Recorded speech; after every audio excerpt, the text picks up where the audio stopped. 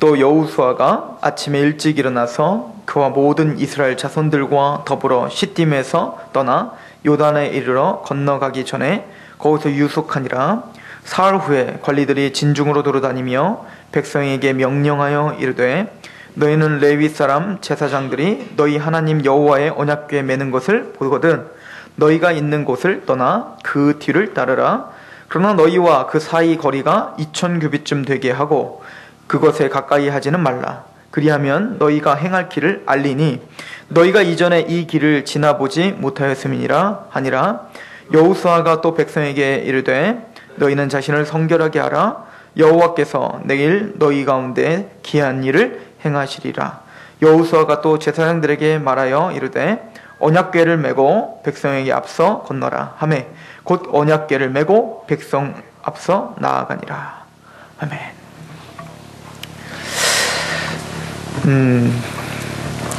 어떤 한 사람에 대해서 제가 좀 말씀드릴게요.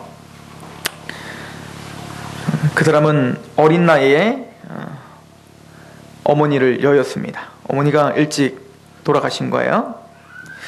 그리고 가정 형편이 좋지 못해서 어렸을 때 힘든 농장 일을 하면서 생계를 유지하며 살았습니다. 환경이 어렵다 보니까 제대로 된 교육도 받지 못했겠죠. 그래서 여기저기 또 떠돌아다니면서 교육을 받다가 나중에는 초등학교도 중퇴를 하게 되고, 대신 이 사람은 철로역정이나 성경, 그리고 이솝 이야기나 조지 워싱턴의 전기집, 이런 것들을 혼자 책을 읽으면서 학식을 쌓고 책 읽는 법, 또 어떤 지도자상, 이런 것들을 그리며 살았습니다. 그러다 또 어린 나이에 자기가 사랑하는 누나가 죽는 것을 봅니다. 어린 나이에 굉장히 큰 충격을 받았겠죠. 어머니 여이고 누나도 하고 교육도 제대로 받지 못하고 힘든 농장 일을 하고, 이 사람이 좀 장성하였습니다. 그래서 이 사람은 열심히 살았습니다.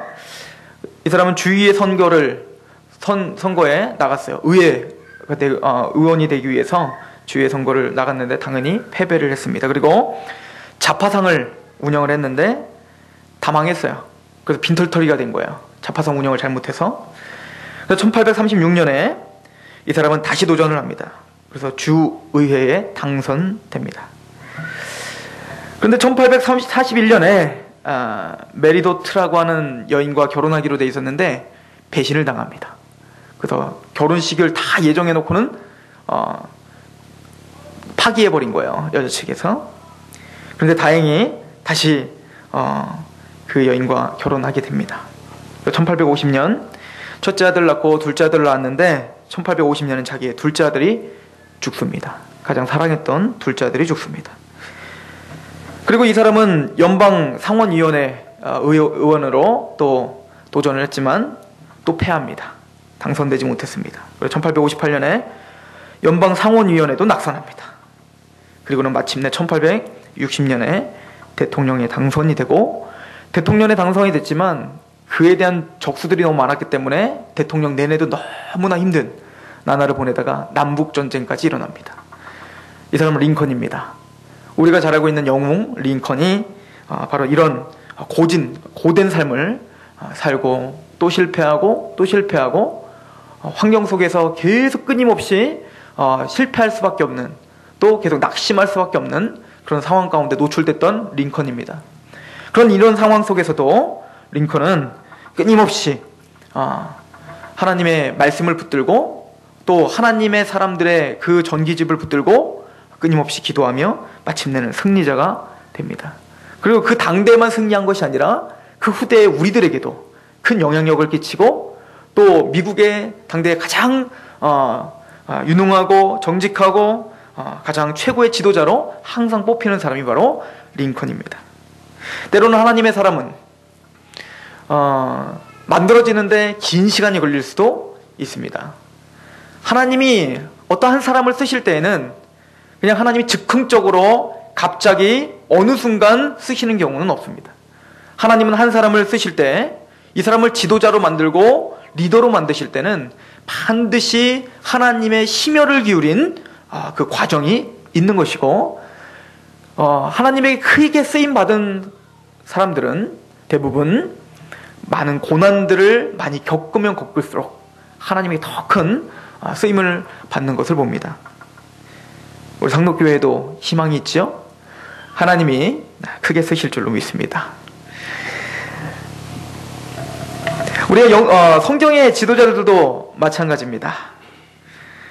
모세는 80년이나 준비해서 하나님에게 쓰임을 받죠.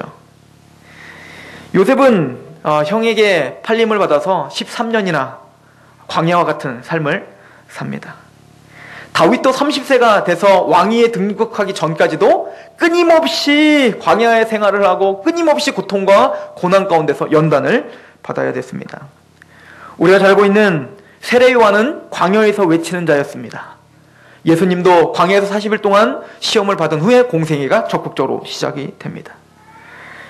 바울 또한 거듭남의 체험을 하고 아라비아로 가서 예루살렘으로 먼저 간 게 아니라 그들에게 인정받으려고 하는 게 아니라 아라비아 광야로 갑니다. 그런 것처럼 하나님의 사람은 광야의 그 고난의 시기를 반드시 겪게 되어 있습니다. 우리의 삶도 마찬가지입니다. 때로는 우리가 보기에는 고난 같고 우리가 보기엔 전혀 나의 생각, 나의 마음에 또 우리의 인생에 별로 유익이 가지 않는 것 같지만 그 시간에 하나님 우리에게 가장 중요한 것을 빚어주시고 계심을 우리는 성경을 통해서 끊임없이 우리는 확인하고 증거로 믿음의 선제들에 대해서 우리는 읽고 있습니다. 왜냐하면 하나님은 인간의 지혜와 유능한 실력과 부와 그 권세를 그 명성을 쓰시는 분이 아니기 때문에 그렇습니다. 모세가 40년 동안 이집트의 왕자로서 최고의 명성과 최고의 부와 최고의 지혜와 최고의 언변을 갖고 있었지만 그때는 모세를 쓰실 수 없었습니다. 40년의 광야 생활을 통해서 낮아지게 하고 마침내는 하나님께 철저하게 복종하는 법을 알려주신 후에 부르시는 거예요. 이것이 하나님의 방법이기 때문에 그렇습니다. 우리가 잘 알듯이 고린도전서 1장 26절부터 보면 너희의 부르심을 보라. 문벌 좋은 자가 많지 않고 지혜로운 자가 많지 않고 우리는 약한 자들이요 사람들한테 비판을 받기에 합당한 자들이며 우리는 뭔가 내세울 것이 없는 자들이라고 성경은 우리에게 이야기합니다. 그리고는 성경에는 뭐라고 써 있습니까? 약한 너희를 통하여 강한 사람들, 교만한 사람들, 똑똑하다고 하는 사람들, 권세가 있다고 하는 사람들, 그 사람들을 어떻게 해야 될 것이라는 거예요? 이기실 거라는 겁니다. 이것이 하나님의 방법입니다. 그러기 위해 우리 상록교회가 고난을 받는 것이요, 그러기 위해 여러분들의 삶 속에서 고난이 있는 것입니다. 여러분들의 고난은 의미 없는 고난이 없습니다. 반드시 의미가 있기 때문에 우리는 그 고난을 힘있게 이겨낼 수 있는 거예요. 이것이 우리 성경 전체에서 볼 수 있는 메시지 중에 하나입니다. 이렇게 많은 믿음의 선진들이 이렇게 고난 속에서 지도자로서 준비가 된 것처럼 우리 오늘 또 상고하는 여호수아도 그런 고난 중에 지도자로 성장을 한 겁니다. 여호수아도 40년 동안이나 연단을 받고 40년 동안이나 배우지요. 모세 밑에서. 그죠? 그래서 여호수아가 믿음으로 가나안 땅을 달라라고 그 12정탐꾼에 있었던 그 믿음의 아주 그냥 열매를 보였던 그때부터 40년이 지납니다. 40년 동안 두각을 나타내지 않습니다. 그냥 모세의 수종자로 모세에게서 그냥 배우는 자로 침묵하며 순복하며 살았던 것입니다. 우리에게도 때로는 그렇게 두각이 드러나진 않지만 그냥 우리의 삶 속에서 사람들에게 말씀을 통해서 계속 배우는 시기가 반드시 있어야 됩니다. 오늘이 바로 그렇게 우리를 준비시켜 주시는 그런 기간인 줄 믿습니다. 여호수아는 모세를 통해서 그 40년 동안 모세를 따라다니면서 철저하게 하나님을 신뢰하는 법을 배운 거죠. 여러분들 이제 민수기를 지금 큐티를 하고 있는 줄 믿습니다. 민수기를 여러분들이 계속 묵상을 해보시면 알겠지만 또 출애굽기부터 계속 우리 묵상하고 있었잖아요. 모세를 보면서 여러분들 어떤 생각이 들었습니까? 저는 매일매일 민수기를 묵상하면서 모세를 통해서 저는 깜짝 놀랐어요. 제가 알고 있었던 모세와 한 구절 한 구절 이제는 모세를 통해서 한번 바라보는 한번 집중적으로 모세를 바라보니까 제가 너무 모세를 띄엄띄엄 봤다 이 생각이 들더라고요. 저는 모세가 굉장히 다혈질적인 그것이 그냥 그대로 있는, 그래서 하나님이 온유한자다라고 말을 할 때 그냥 하나님이 그냥 하나님 말씀에게 잘 순복하니까 온유한자겠거니 이렇게 생각을 했는데, 모세는 진짜 온유한자더라고요. 이스라엘 백성들이 자신에 대한 원망을 하고 불평을 하고 또 자기에게 돌을 던지고 치기까지 합니다.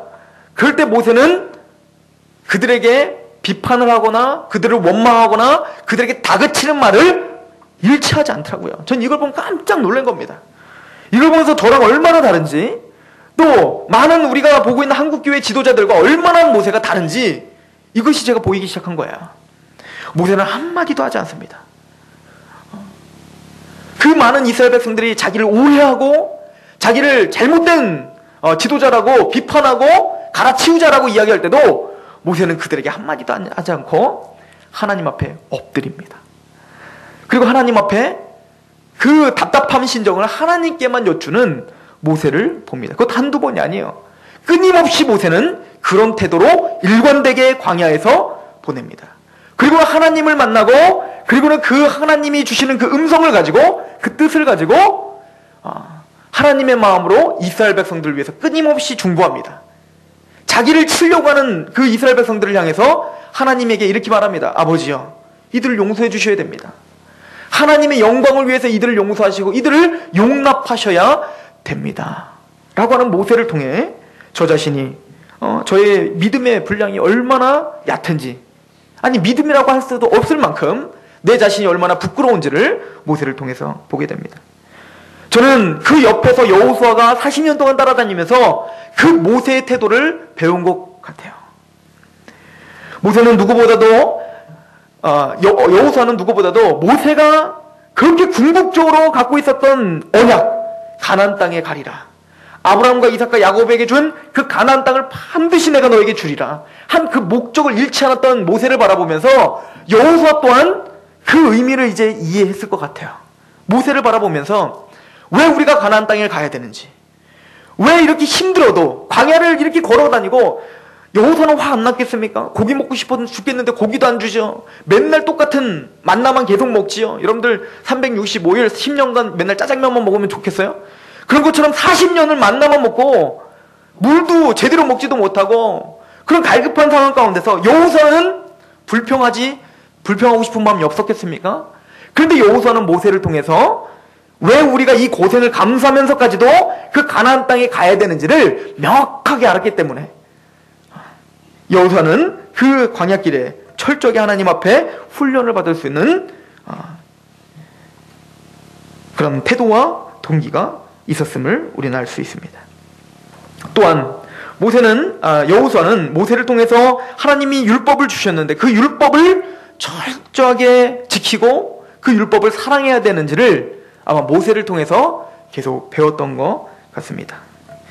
저는 여호수아를 강의하면서 가나안 땅을 점령해야 되는 의미를 오늘 볼 것입니다. 모세가 그렇게 바라보고 있었던, 또 여호수아가 바라보고 있었던 가나안 땅에 왜 굳이 그렇게 가야 됐는가? 왜 가나안 땅을 점령해야 되는가? 모세와 여호수아가 낙심하지 않았었던 이유가 바로 그 목적이 확실했기 때문인데, 우리가 그러면 이 땅에 살아가면서 왜 하나님의 나라의 유업을 우리가 일으켜야 되는가? 왜 우리가 교회 가운데 헌신해야 되는가? 왜 우리 먹고 사는 것도 힘들어 죽겠는데 굳이 하나님의 나라를 또 굳이 우리가 확장하며 유업을 일으키며 가나안을 점령하는 것처럼 우리의 삶 속에서 영적인 가나안을 점령해야 된다. 왜 굳이 우리가 이렇게 이야기를 하며 달려가야 되는가? 오늘 그 대답이 여러분들 마음판에 새겨지길 소망합니다. 하나님은 가나안 땅을 점령하라고 하는 이유가 있습니다. 그 가나안 땅은 우상 숭배 지역이기 때문에 그렇습니다. 하나님이 아브라함과 이삭과 야곱에게 약속하실 때 이렇게 말씀하십니다. 아브라함에게 이런 약속을 하세요. 아브라함아, 너희는 가나안 땅으로 다시 돌아와서 이 땅을 점령할 것인데 4대 만에 돌아올 것이다. 400년 동안은 너희가 입안에 객으로 팔려 있을 거다. 그 이유는 이 가나안에 아직 죄악이 관영하지 않았기 때문이다 이거예요. 즉 400년 동안 하나님 기다리고 딜레이 시켰던 이유가 뭐죠? 가나안 땅이 아직 심판할 만큼은 아니기 때문에 그래요. 그럼 반대로 말해서 지금 하나님이 때가 돼가지고 모세를 통하여서 출애굽을 시키고 광야를 통과해서 가나안 땅을 점령해야 되는 목적이 뭐죠? 그 땅은 철저하게 하나님을 대적하고 있고 하나님의 영광을 우습게 여기고 있는 그런 땅이기 때문에 하나님의 영광을 위해서 하나님께 예배자로 서 있는 이스라엘 백성들에게 하나님의 마음에 동참하게 하기 위한 겁니다. 하나님을 대적하고 우상숭배하는 그 지역을 하나님을 섬기고 있는 이스라엘 백성들이 이제 그 땅을 정복하여서 어떻게 하라는 겁니까? 철저하게 그 땅을 파괴하고 뭘 세우라는 거예요? 하나님의 나라를 세우라는 겁니다.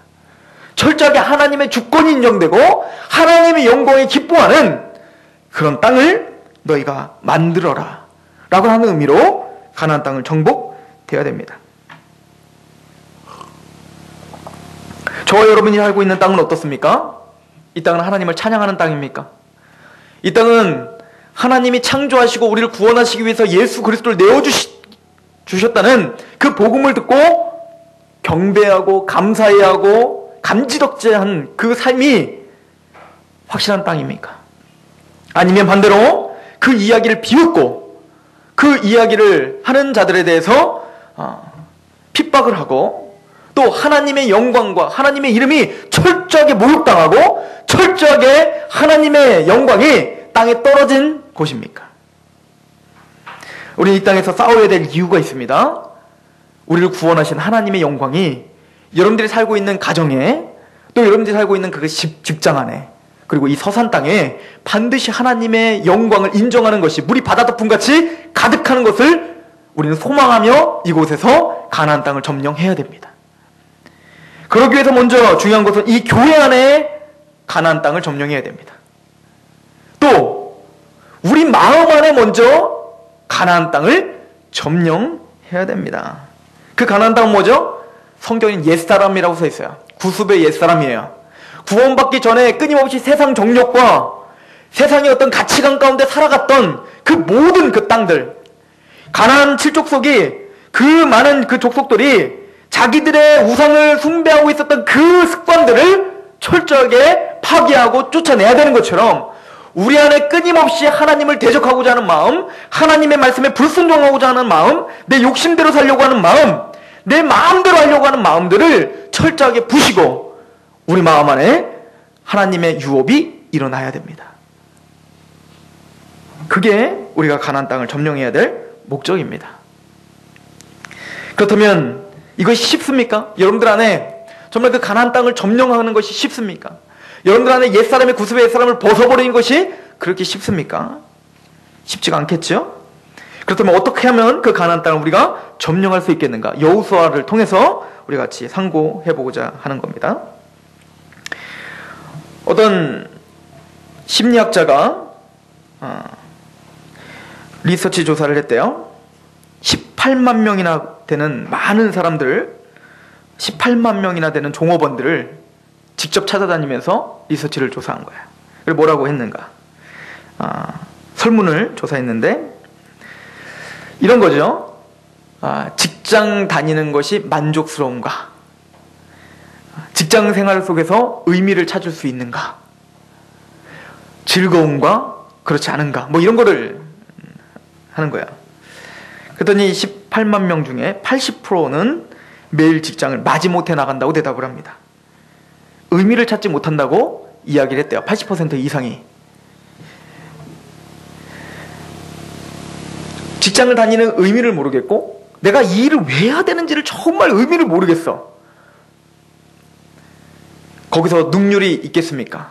거기서 인류적인 어떤 기술이 만들어지겠습니까? 2류나 3류가 되는 것이 당연합니다. 그냥 마지못해 먹고 살기 위해서 다니는 것이 당연한 것이고 거기선 창의적인 어떤 능률적이고 힘 있는 파워가 나타나지 않는 것이 당연한 것입니다. 그런데 너무 놀랍게 많은 크리스찬들은 교회를 다니는 의미와 목적을 상실할 채 다니는 사람들이 너무나 많습니다. 교회에서 많은 사업들을 합니다. 그런데 왜 우리가 이 사업을 해야 되는지 도무지 알지를 못하는 거예요. 강단에서 아무리 선포를 하지만 내가 왜 그걸 해야 되는지 도대체 알지를 못하는 겁니다. 이런 크리스찬들이 아마 모르긴 몰라도 저도 한 80%는 되는 것 같아요. 그러면 그 교회 안에서 또 그 신앙 안에서 2류, 3류의 신앙을 하는 것은 당연한 거 아니겠습니까? 그곳에 여호수아 같은 지도자가 태어날 것이라고 우리는 어떻게 기대할 수 있겠습니까? 그래서 우리는 먼저 가나안 땅을 점령하기 위해선 마음과 생각을 한 곳에 집중해야 된다고 성경은 이야기하고 있는 거예요. 그 마음을 집중시키지 못하면 가나안 땅을 점령할 수 없습니다. 그래서 오늘 본문에 하나님께서는 여호수아에게 이런 명령을 합니다. 여호수아서 3장 한번 보십시오. 우리 3절 4절입니다. 같이 한번 읽어보겠습니다. 시작. 백성에게 명령하여 이르되 너희는 레위 사람 제사장들이 너희 하나님 여호와의 언약궤에 매는 것을 보거든 너희가 있는 곳을 떠나 그 뒤를 따르라. 그러나 너희와 그 사이 거리가 2000규빗 되게 하고 그것에 가까이 하지는 말라. 그리하면 너희가 행할 길을 알리니 너희가 이전에 이 길을 지나보지 못하였음이라 하니라. 이제는 가나안 땅에 들어가기 전에 이제 요단강을 건너야 된단 말이에요. 그 요단강을 건너는데 하나님이 뭐라고 명령을 하시냐면 너희들은 2000규빗을 떨어져서 걸어라. 제사장이 법궤를 메고 걸어가면 2000규빗이라고 하는 거리를 떨어져서 걸어가라는 거예요. 그 의미가 뭐냐? 그 이유가 뭐냐면 여기 봤더니 그리하면 너희가 행할 길을 알리니 너희가 이전에 이 길을 지나보지 못했기 때문에 그렇다는 거야.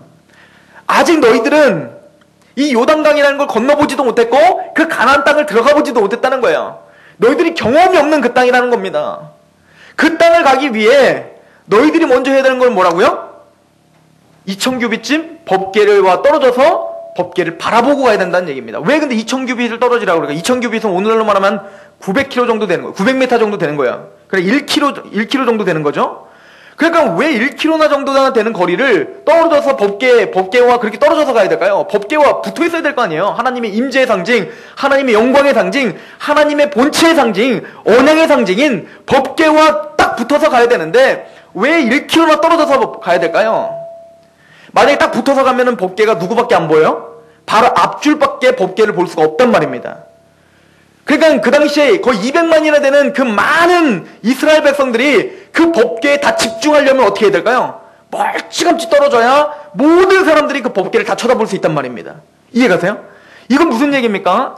너희가 아직 가보지 못한 길, 너희가 아직 살아보지 못한 길, 너희가 아직 자신이 없는 그 길, 어떻게 될지를 모르는 그 길을 걸어갈 때는 모든 전 백성이 무엇을 바라보고 가라? 법궤를 바라. 즉 하나님께 집중하며 걸어가야 된다는 얘기야. 밑을 보면 안 됩니다. 나를 보면 안 됩니다. 법궤를 바라봐야 돼요. 즉 하나님의 언약을 바라봐야 됩니다. 하나님 자신을 바라봐야 된다는 얘기입니다. 우리가 2012년도에 가나안 땅을 점령되길 소망합니다. 또 여러분들의 인생 가운데 아직 살아보지 못한 그 인생이 있습니다. 지금 순간도 우리는 살아보지 않은 인생이요. 내일도 우리가 살아보지 않은 인생이요. 우린 끊임없이 우리가 걸어보지 못한 인생들을 걸어가고 있는데 그 길을 걸어갈 때의 태도는 뭐라고요? 모든 백성이 다 법궤에 집중하라. 하나님의 말씀에 집중하는 겁니다. 하나님의 임재에 집중하는 겁니다. 하나님의 영광에 집중하는 겁니다. 그래서 이스라엘 백성들이 하나하나 모든 백성들이 다 하나님께 집중하여서 걷기를 소망합니다. 그래서 빌립보서에 보면 우리에게 이런 이야기를 합니다. 한번 같이 볼까요? 빌립보서 우리 신약 성도들에게 이런 말을 합니다.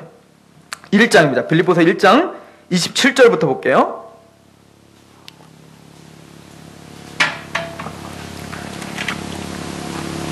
27, 28 시작. 오직 너희는 그리스도의 복음에 합당하게 생활하라. 이는 내가 너희에게 가보나 떠나 있으나 너희가 한 마음으로 서서 한 뜻으로 복음의 신앙을 위하여 협력하는 것과 무슨 일에든지 대적하는 자들 때문에 두려워하지 아니하는 이 일을 듣고자 함이라. 이것이 그들에게는 멸망의 증거여 너희에게는 구원의 증거니 이는 하나님께로부터 나을. 지금 교회에게 사도 바울이 요구하는 게 무엇입니까? 너희들은 한 마음과 한 뜻으로 서서 어디에 협력하라? 복음에 협력하는 것입니다. 우리 신약 성도들은 이 전 이스라엘 백성들이 법궤에 하나님의 언약에 집중하는 것처럼 우리 모든 성도들은 어디에 집중해야 됩니까? 복음에 집중해야 돼요. 예수 그리스도께 집중해야 된다는 얘기입니다. 복음입니다. 은혜입니다. 하나님의 그 의롭게 대하심, 즉 우리를 죄에서 해방시켜 주시는 그 능력의 복음에 모든 백성들이 다 집중하셔야 돼요.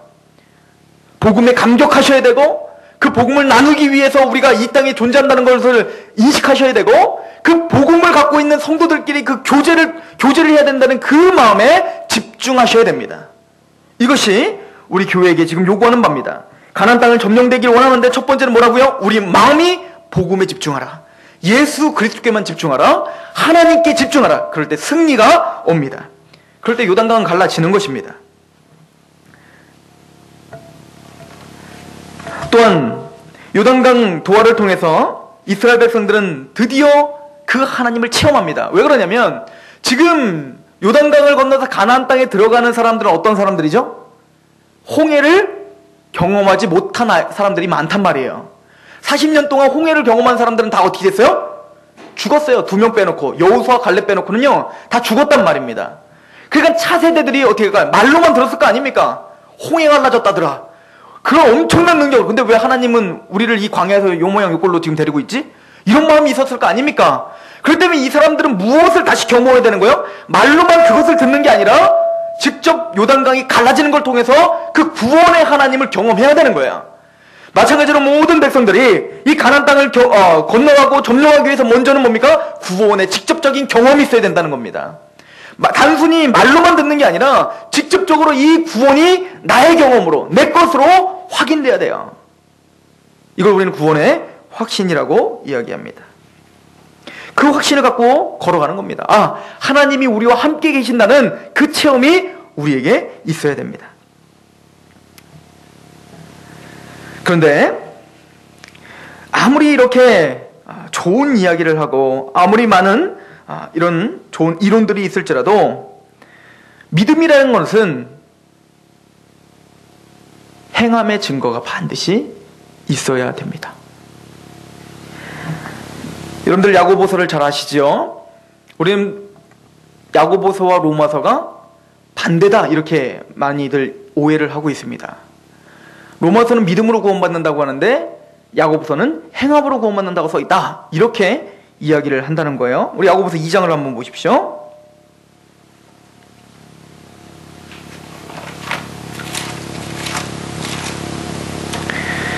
야고보서 2장 14절입니다.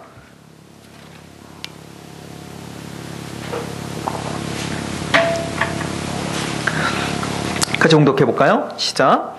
내 형제들아, 만일 사람이 믿음이 있노라 하고 행함이 없으면 무슨 유익이 있으리요? 그 믿음이 능히 자기를 구원하겠느냐라고 말합니다. 그러나 여기서 말하는 믿음은 로마서에서 말하는 믿음이 아닙니다. 로마서에서 말하는 믿음은 우리를 구원시켜 주시는 능력의 믿음을 말하는 거예요.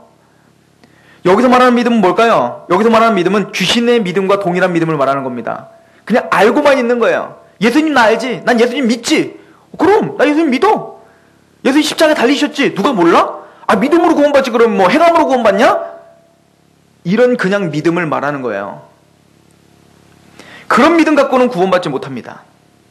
확실한 믿음이 있어야 됩니다. 근데 그 믿음이 있다면, 능력 있는 로마서에서 말하는 그런 믿음이 있다면 행함은 열매로 반드시 드러난다는 얘기입니다. 왜요? 우리를 죽음 가운데 있는데 살려준 믿음의 능력인데, 믿음은 능력인 것인데 우리의 삶을 바꿔주지 않겠습니까? 우리의 가치관을 바꿔주지 않겠습니까? 이거와 같아요. 여러분들이 믿지 않을 때는, 거듭나기 전에는 이런 것 같습니다. 여러분들이 뿌러지 하나를, 목걸이 하나를 갖고 있었는데 그 목걸이를 어두운 가운데 있을 때는 모르는 거예요. 그 뿌러지를 갖고 있으니까 너무 좋은 거예요. 가장 소중히 여겼던 겁니다. 너무너무 좋아서 막 끌어안고 너무너무 기뻐하고 이러고 있는데 갑자기 어디선가 빛이 들어옵니다. 생전 처음 보는 빛이 들어옵니다. 그리고 주위가 환해집니다. 이걸 놓기 싫어갖고 이거 너무 좋다. 이게 보고 싶은 거예요. 봤더니 바퀴벌레입니다. 그렇다면 이거를 지어 던져버리지 않겠습니까? 이게 거듭남인 거예요. 하나님의 은혜의 빛이 들어옵니다. 우리가 몰랐어요. 우리가 소중하다고 여겼던 것들이 있습니다. 돈이요, 명예요, 그 모든 것들이 있었는데 거듭나고 보니 그것이 악이었고 더러운 것임을 깨닫는 것이 거듭남입니다. 이게 믿음이에요. 즉 믿음이라는 것은 반드시 그 행함을 동반하게 될 수밖에 없게 하나님은 만들어 놓으셨다는 거예요. 믿음의 선진들을 보십시오. 노아가 믿음이 있었기 때문에 가만히 찬양만 하고 있었는가요? 아니죠. 방주를 직접 지었단 말이에요. 아벨이 믿음이 있었다고 해서 그냥 하나님 앞에 그냥 성경만 보고 가만히 있었던가요? 아니요. 믿음의 예배를 드렸단 말입니다. 아브라함이 믿음이 있었다고 해서 가만히 있었나요? 아니요. 마침내는 이삭을 바치기까지 합니다. 그것을 믿음의 완성이라고 야고보서는 말하고 있는 거예요. 야고보서 오늘 2장 22절 한번 보세요. 2장 22절 시작. 내가 보거니와 믿음이 그 행함과 함께 일하고 행함으로 믿음이 어떻게 됐대요? 온전하게 되었느니라. 그러니까 믿음의 목표는 어디까지 가는 거예요? 행함까지 가는데 그게 온전함이에요. 그러니까 우리가 믿음이 있노라고 행함이 없다면 이거는 말장난이라는 얘기입니다. 하나님은 가나안 땅을 점령할 때 우리에게 행동을 요구하십니다. 단순히 믿음만을 요구하는 게 아니라 하나님은 뭘 요구하신다고요? 행동을 요구하신다는 거예요. 홍해와 요단강이 갈라지는 법은 들립니다. 홍해는 갈라지고 걸어가는 거예요. 그러나 요단강은 발을 물에 담그면 갈라지는 겁니다. 근데 우리는 이 싸움을 하고 있죠. 하나님이 주시면 내가 하겠습니다. 그냥 하나님 뭐라고 합니까? 하면 내가 주겠다는 거예요. 나에게 물질을 부어 주시면 내가 굳이 하겠습니다. 아니, 굳이 하면 주겠다는 거예요. 하나님은 내게 구원론을 완벽하게 암기할 수 있게 해주시면 내가 전하겠다는 거예요. 그러니까 하나님 뭐라 합니까? 전하면 내가 너에게 그런 능력을 주겠다는 겁니다. 이해가십니까? 이 싸움을 이제 끝내시기 바랍니다. 하시는 겁니다. 믿음은 행함을 동반합니다. 이건 율법주의가 아닙니다. 이거는 믿음입니다. 그 믿음을 온전케 하시길 소망합니다. 더 나아가서 여호수아서 5장에 보면 너무 재밌는 얘기가 나와요. 이스라엘 백성들이 드디어 가나안 땅에 들어갑니다. 요단강을 건너서 가나안 땅에 들어갔을 때 하나님이 여호수아에게 뭘 명령하신지 아십니까? 할례를 행해라. 이렇게 할례. 자, 가나안 땅이 어떤 곳이요? 여리고성이 보입니다. 그 땅에는 뭐요? 그 안악 자손들이 있단 말이에요. 창칼을 들고 있는 훈련받은 군사들이 있단 말이에요. 근데 그 앞에서 뭘 하라고요? 할례를 받으라는 얘기는 그 앞에서 부싯돌을 갖고 남자들 다 포경수술하라는 거예요. 싸워야 될 모든 사람들이 다 포경수술을 하고 있으면 어떻게 할 거예요? 힘을 못 쓰잖아요. 예전에 기억나시죠? 야곱의 아들들이 2명이서 어떻게 했어요? 그 세겜 땅에 있는 모든 남자들을 다 죽였잖아요. 2명이서. 어떻게 그럴 수 있었죠? 다 할례를 받고 있었기 때문에. 그런데 하나님은 지금 이스라엘 백성들에게 뭘 요구합니까? 할례. 이거는 이성적으로 맞지 않는 거예요. 때로는 우리의 삶 속에서 하나님 그걸 요구하실 수도 있습니다. 사르밧 과부에게 남은 그 떡덩이를 바치라라고 하는 요구를 할 수 있다는 얘기예요. 그럴 때 믿음은 드리는 겁니다. 그럴 때 믿음은 그곳에서 할례를 행하는 것입니다. 이것이 믿음이라고 이야기합니다. 그리고 이것이 가나안 땅을 점령하는 방법이라고 이야기합니다. 이건 세상 정신이 아니에요. 이것은 하나님의 방법입니다. 그리고는 여러분들이 잘 아는 것처럼 여호수아서 3장을 한번 보십시오.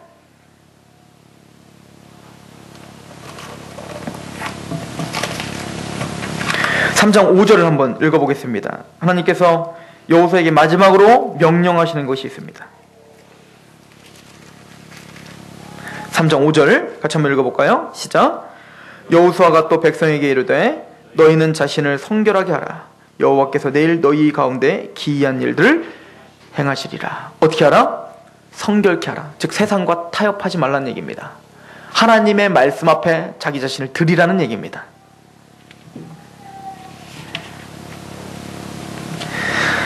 그 적들 앞에서 할례를 행하라는 얘기는 자기 옛사람을 벗어버린다는 증거로 나는 하나님의 택함받은 백성입니다. 나는 성민입니다. 마찬가지로 우리가 구원받고 마음의 할례를 받고 세례를 받았다는 건 무엇입니까? 나는 이제 하나님의 백성입니다.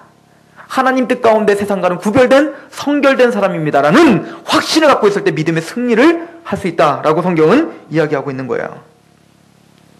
그리고는 하나님은 여호수아에게 무엇을 명령합니까? 23장에 보면 가나안 땅에 들어가서 철저하게 다 멸절시키라 이래요.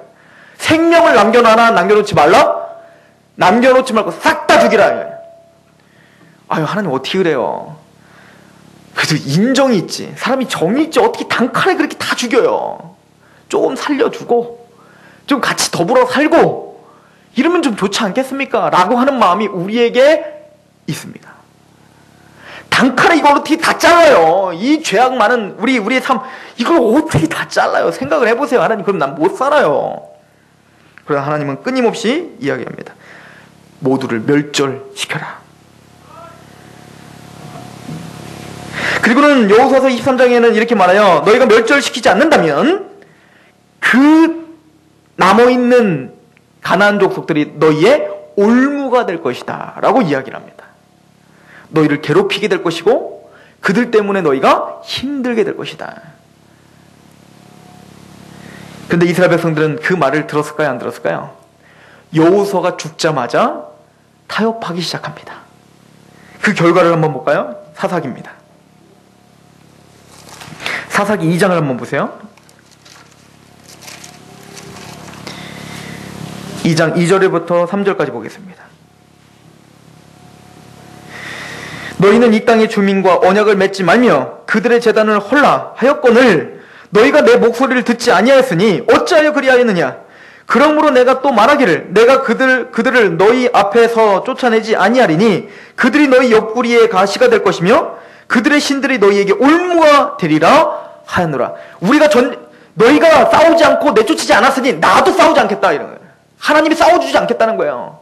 이 얘기는 무슨 얘기죠? 우리가 영적 전쟁을 해서 뭔가 죄악을 하나님 멸절시키라, 적극적으로 싸워라, 이겨라. 나중에 보면 여호수아가 하도 답답해하는 거예요. 이스라엘 그 지파들을 보고 니들 이렇게 아직도 점령하지 않은 땅이 이렇게 많은데 왜 니들 가만히 있어? 좀 싸워, 지체하지 말라라고 여호수아는 독촉합니다. 그런데 여호수아가 죽자마자 그런 것들 다 손을 놔버린 거야. 그러니까 어디 돼버린 거죠? 그냥 가나안 땅에 살게 냅둔 겁니다. 그런데 이 사사기가 온 거예요. 사사기는 영적 침체가 온 겁니다. 영적으로 힘들어지기 시작한 거예요. 무기력하게 만들어버린 겁니다. 지도자가 없어졌습니다. 예수 그리스도가 하나님에게 집중을 못하게 되었습니다. 지금 우리에도 마찬가지예요. 가나안 땅에 점령하라, 싸우라, 계속 경계하라고 하는데 우리가 그 칼을 놔버리면 하나님도 그 싸움 하시지 않겠다는 겁니다. 그럼 편한 것 같아요. 처음엔 편합니다. 왜? 싸움을 안 하니까요. 화해했으니까요. 그러니까 삶도 좋습니다. 먹고 싶으면 마음대로 먹어도 되고 가고 싶으면 가도 되고 하나님 뒤통수 치지 않는다는 거예요. 그냥 냅둔다는 거예요. 그러나 마침내는 마지막은 그것 때문에 반드시 우리의 가시가 되고 올무가 될 것이다 라고 성경은 경고하고 있고, 진짜 이스라엘 백성들의 그 역사 속에서 그 가나안 땅을 다 점령하지 못해서 계속 어려움을 당하는 게 그 이방 민족들 때문에 그런 거예요. 우리의 삶에 완벽하게는 못하겠지만 우리의 삶에 끊임없는 전투가 벌어지길 소망합니다. 칼을 놓지 않으시길 소망합니다. 전투를 하셔야 됩니다. 우리 사사기서 2장 19절도 한번 보세요. 2장 19절 보면 이런 말을 합니다. 19절부터 그 사사가 죽은 후에는 그들이 돌이켜 그들의 조상들보다 더욱 타락하여, 그러니까 이 손을 놔버리니까 계속 타락하게 돼. 계속 더 타락하고 나중에 삼손도 나오고 막 이런 거예요. 사사들도 타락해요. 나중엔 타락하여 다른 신들을 따라 섬기며 그들에게 절하고 그들의 행위와 패역한 길을 그치지 아니하였으므로 여호와께서 이스라엘에게 진노하여 이르시되 이 백성이 내가 그들의 조상들에게 명령한 언약을 어기고 나의 목소리를 순종하지 아니하였은즉 나도 여호수아가 죽을 때에 남겨둔 이방 민족들을 다시는 그들 앞에서 하나도 쫓아내지 아니하리니 이는 이스라엘이 그들의 조상이 지킨 것 같이 나 여호와의 도를 지켜 행하나 안 하나 그들을 시험하려 함이라. 우리 안에 하나님께서 싸워주지 않고 그냥 내비두는 이유가 있대요. 그게 뭐냐면 너희들이 나를 사랑하나 안 하나 시험하고 있는 중이라는 거야. 내가 이 죄를 져도 나 아무렇지도 않네? 내가 이 죄를 져도 하나님 돈 잘 벌리게 하네? 사업이 그렇게 잘 되는데? 내가 예배를 우습게 여겨도 나 뭐 될 거는 다 잘 됐는데? 잘 되게 하나님이 해주셨겠죠. 그러나 그때 명심하시라는 얘기입니다. 자발적으로 순종하며 하나님을 사랑하는지 그렇지 않은지를 시험하고 계시는 중입니다. 하나님 앞에 전쟁의 칼을, 그 병기를 놓지 마시길 바랍니다. 여호수아가 우리에게 말한 것처럼 끝까지 싸우라고 말합니다. 베드로전서 2장은 말합니다. 우리는 전쟁 중이다 라고 말합니다. 그러므로 그 욕망을 제어하라 라고 베드로전서 2장 11절은 말합니다. 너희의 그 욕정을 제어하라. 이건 뭐예요? 가나안 땅을 전복하라는 거예요. 지체하지 말아라는 겁니다.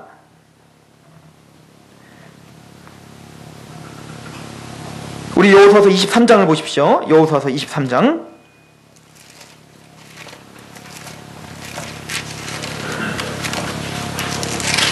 여호수아서 23장 우리 8절부터 한번 보십시오. 8절부터 10절까지입니다. 같이 읽어볼까요? 시작. 오직 너희 하나님 여호와께 가까이 하기를 오늘까지 행한 것 같이 하라.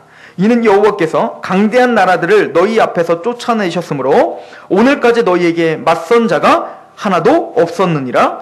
너희 중 한 사람이 천명을 쫓으리니 이는 너희의 하나님 여호와 그가 너희에게 말씀하신 것 같이 너희를 위하여 싸우심이라.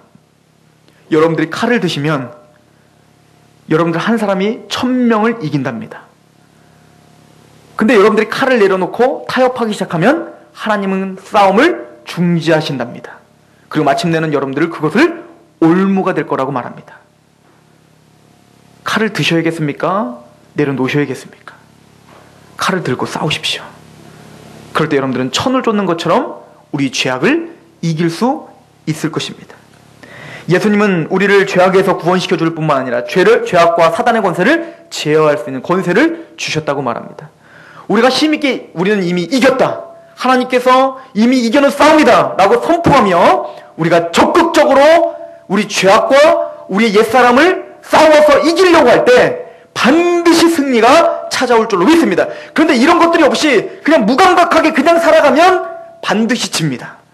그리고 그 영혼은 침체가 올 것입니다. 그리고 예배가 재미없어집니다. 말씀이 귀에 들리지 않을 것입니다. 찬양이 공허해질 것입니다. 기도에 마음이 나오지 않습니다. 눈물이 흘려지지 않습니다. 교제에 세상적인 마음으로 가득 찹니다. 그리고 이제는 돈이 더 커 보이기 시작할 것입니다.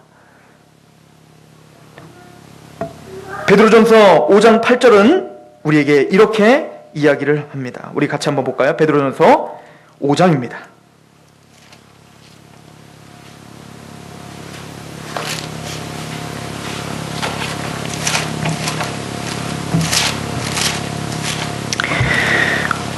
(5장 8절에서 9절입니다) 같이 읽어보겠습니다. 시작. 근신하라 깨어라 너희 대적 마귀가 우는 사자같이 두루다니며 삼킬 자를 찾나니 너희는 믿음을 굳건하게 하여 그를 대적하라. 이는 세상에 있는 너희의 형제들도 동일한 고난을 당하는 줄을 알미라. 어떻게 하라? 대적하라. 대적할 때 그 사단의 권세는 어떻게 될 거라는 거예요? 꺾여지게 될 것입니다. 이것이 하나님의 원리예요. 우리가 대적할 때, 우리가 칼을 들을 때 하나님은 우리를 통해서 1000명을 쫓아내고 하나님의 이겨놓은 싸움으로 승리하게 하실 줄로 믿습니다. 2012년도 말씀의 병기를 드십시오. 그럴 때 여러분들의 시온의 대로가 열리며 여호수아처럼 믿음의 정복자가 될 줄로 믿습니다. 그럼 여러분들의 가정이 변화됩니다. 교회가 변화됩니다. 개인이 변화됩니다. 기도하겠습니다. 하나님, 우리가 여호수아를 봅니다. 여호수아를 통하여서 믿음의 전투를 아버지 하나님 싸워 이길 수 있는 원리를 봅니다. 아버지여, 하나님의 병기를 들게 하여 주시옵소서. 우리 마음에 옛사람의 구습의 옛사람을 쫓아버리려고 하는 강한 의지가 우리 마음에 있게 하여 주시옵소서. 우리가 그 마음을 먹을 때 하나님은 이미 준비된 것처럼 우리의 앞서 싸워 승리하게 하실 줄로 믿습니다. 우리의 삶이 변화되며 우리의 교회가 변화되며 우리 가정이 변화되며 우리 자녀가 변화되는 놀라운 체험들이, 놀라운 전쟁의 승리들이 일어날 수 있도록 인도하여 주시고 그 많은 간증거리들로 하나님 앞에 영광을 돌릴 수 있는 그런 믿음의 정복자로 우리를 붙잡아 주시옵소서. 그렇게 하신 하나님을 찬양하며 예수